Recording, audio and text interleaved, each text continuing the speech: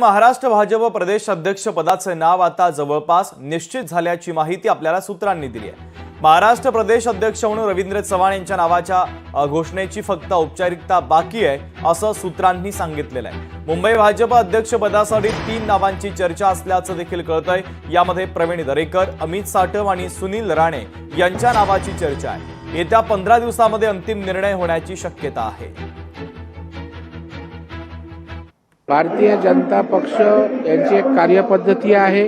त्या कार्यपद्धतीप्रमाणे त्या ठिकाणी अध्यक्षाची नियुक्ती होत असते, निवडणूक होत असते आणि मला वाटते त्या साच्यामध्ये त्या कार्यपद्धतीप्रमाणे पक्षाच्या चौकटीत या विषयाची त्या ठिकाणी नियुक्ती किंवा निवडणूक होऊन हा विषय मार्गी लागेल। मला जर संधी मिळाली तर त्या जबाबदारी स्वीकार मी आयुष्यामध्ये राजकारणामध्ये काम करत असताना कधीही कुठलीही संधी मिळाली तर त्या संधीचं सोनच केलेलं आहे आणि त्याच्यामुळे कुठलीही संधी मिळाली तर त्या संधीचं स्वागत करून त्या संधीचा पुरेपूर उपयोग त्या ठिकाणी निश्चितच पक्ष संघटन आणि मुंबईकरांसाठी होऊ शकतो।